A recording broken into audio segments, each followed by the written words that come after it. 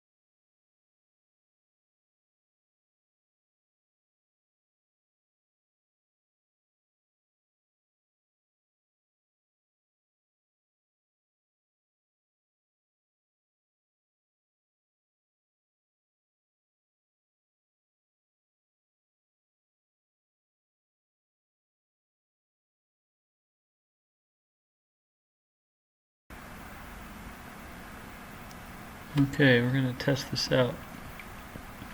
So let's see what we got.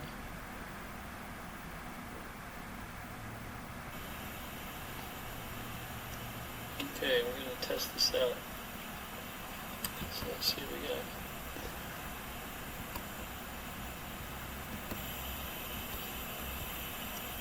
Okay, we're going to test this out. So let's see what we got.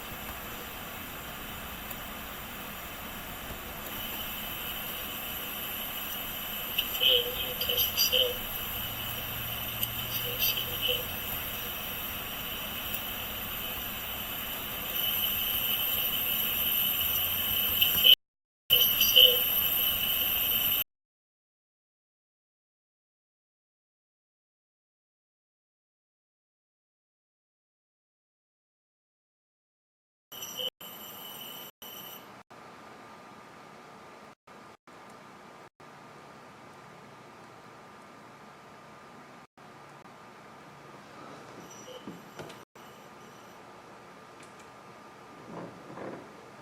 A man would say, well, I want to be a Christian.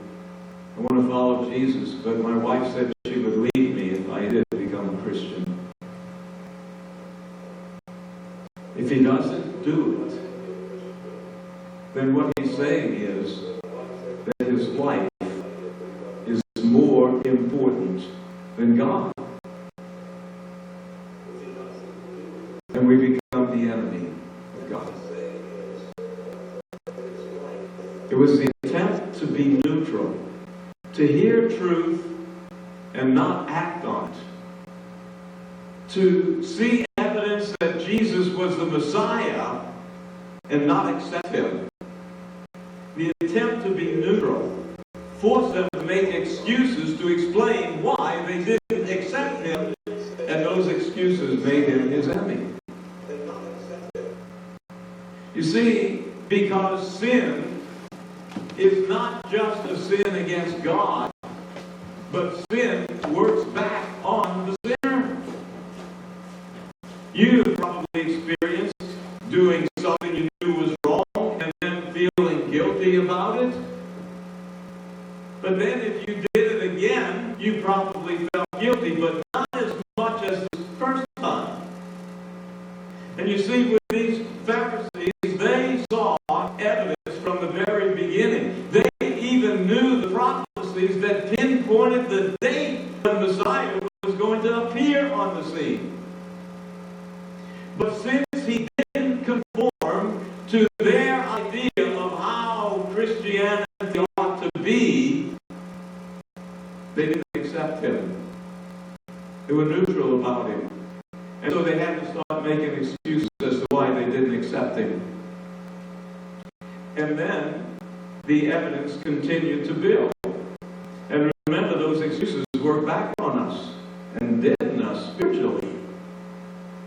And the evidence continues to build and to be more. And they make another excuse. And the evidence continued. And when he was a young man sitting in the temple with the teachers, he began to explain things that they couldn't even begin to wrap their brains about. They should have known that this man was the Son of God. They should have known that. But it was easy for them to say, that's not God. Because they had been trying to be neutral all along.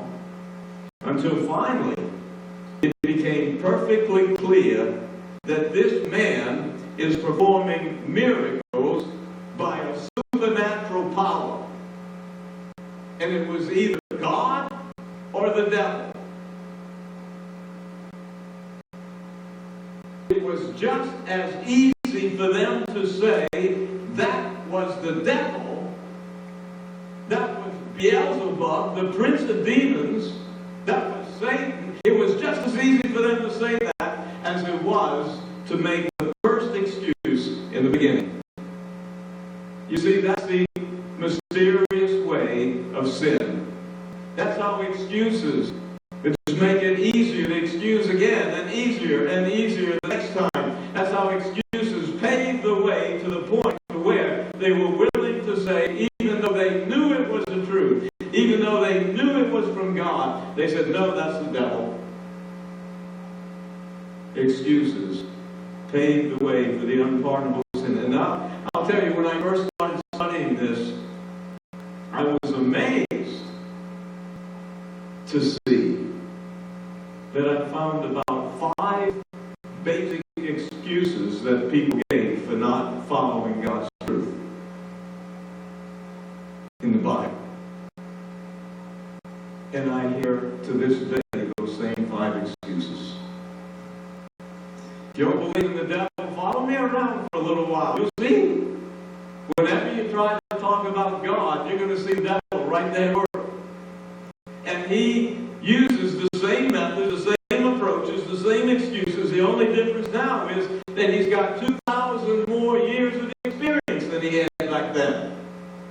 I remember one time we were out on the East Coast in Norfolk, Virginia, and a man was coming to the meetings, and we got down towards the end, just about right to this time, and it was this very day I'd gone over to his house to visit with him. He had asked me over, so I went, and we sat down and visited, and I started asking him. He hadn't accepted Jesus, and I asked him, is there anything that stands in your way to accept Jesus as your Savior? And he started the excuses, and he gave me all 5 while I was sitting there at his table. And so that night he came to the meeting, and I did this sermon. And he got mad at me. After the sermon, he came storming down here to the front, and he said, you told them everything I said to you today. I said, well, hand me your printout that you just got. And so he handed it to me, and I said, look, it's all right in here. Now, I didn't print this from the time I left your house and got here tonight. Same devil is at work. And I hear those same 5 excuses. You want to know what they were? Do you? You sure? All right. Well, let's take a look. What were they? Those excuses that paved the way for the unpardonable sin. Number 1. Remember in Matthew 17 the other night, we learned that some of the disciples went running to Jesus and said, what do those teachers say that Elijah has come first? Malachi said that Elijah would come before the Messiah. Where's Elijah? He's not here, so how can Jesus be the Messiah? Unanswered questions or excuses that people will often give. In John, the 9th chapter, in verse 28, they hurled insults at him, and they said, you are this fellow's disciple. We are disciples of Moses. We know that God spoke to Moses, but this fellow, we don't even know where he comes from. Who's his father anyway? Unanswered questions. Unanswered questions paved the way. They were excuses that paved the way. See, it's hard to believe, oh, we know Moses, but this fellow, he's a new kid on the block. See, we've been taught Moses all our life, but this guy comes along and teaches us something that's different. How can we know that it's the truth? Some of you may be wondering the same thing. I mean, some of you have been going to church in the same place for year after year after year, and now this new kid comes along from New Orleans that you never heard of before, and he's telling you things that contradict a lot of things you've been taught. Why should you believe me? That's what they're saying. Now, it's not that you need to believe me. Yeah, you're right, Ted. Don't believe me. Believe the book. Believe Jesus. And if it says something different from me, then be out of here. Don't come back. If I'm contradicting the Scripture, don't come back. But if they're contradicting the Scripture, then don't say, well, he's just a kid on the block. Unanswered questions. In the 7th chapter, some said in verse 41, he's the Christ. Others said, well, how can the Christ come from Galilee? Doesn't the Scripture say the Christ comes from David's family and from Bethlehem, the town where David lived? Thus the people were divided because of Jesus. That's an amazing verse. See, they had unanswered questions. We can't even figure out where he came from. And when we we get all our questions answered, then we'll decide to follow him. But notice, they were divided because of Jesus. I've had people say that. Those Adventists, they divide. They teach Saturday to Sabbath and everybody else teaches Sunday, and so they're dividing Christianity. I want to tell you something. Truth always divides between those who accept it and those who reject it. And those who reject it always get angry at the ones who are teaching the truth. Why do you think Jesus died on the cross? Why did they crucify him? Because he was teaching the truth and they rejected it. Why do you think the mark of the beast is enforced and some are going to lose their lives? Because those who reject the truth can't accept the fact that it's truth. And if you can't fault the message, the only thing left to do is shoot the messenger. Don't be like the fool on the big 10-story building that got caught up on the top floor. The building started burning on fire. And the stairs were blocked and the elevators were off. You looked out the window and the firemen were there with a big net. And they said, jump. And he said, well, just a minute. I've got questions. How did this fire get started in the first place?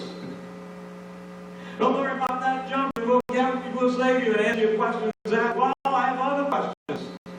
How do I know that net is strong enough? How do I know that you won't just drop it and let me die?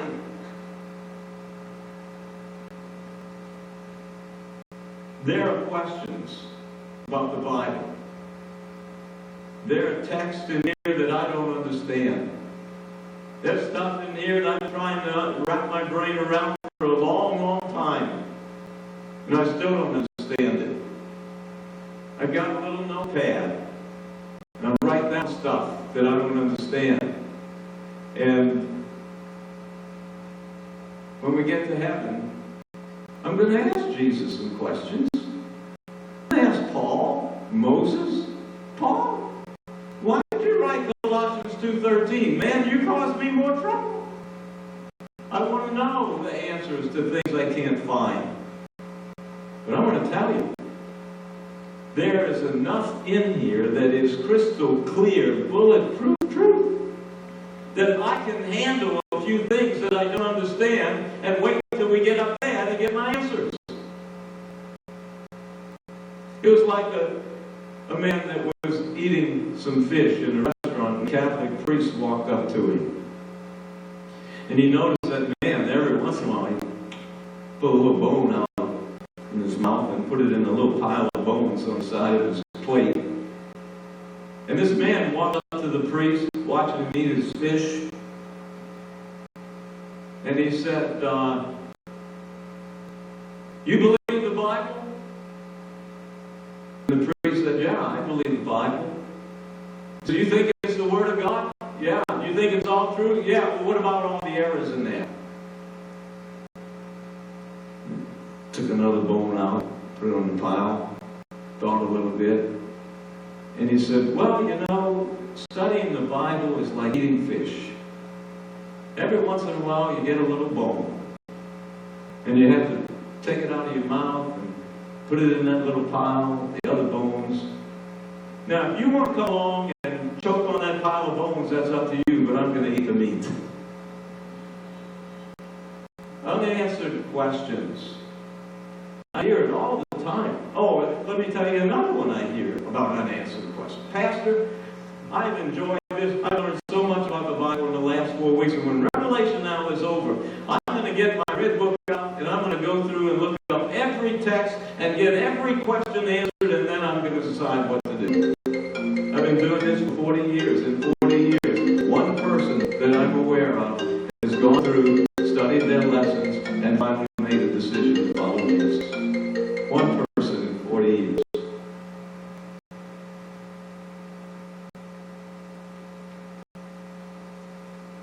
Unanswered questions. And then another excuse.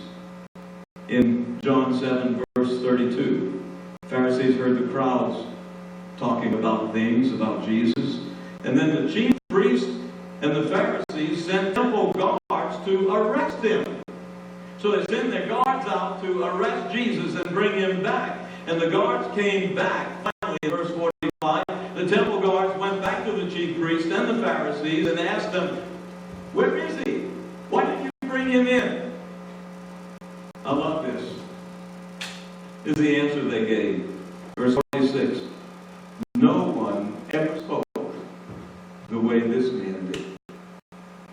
It's like that. They went to arrest Jesus. They heard him preach. And whoa, the man, we have never heard anything like that before. They couldn't arrest him. They couldn't bring him back. No one ever spoke the way this man did. So verse 46, verse 47, they said, "You mean he has deceived you also? Have any of the rulers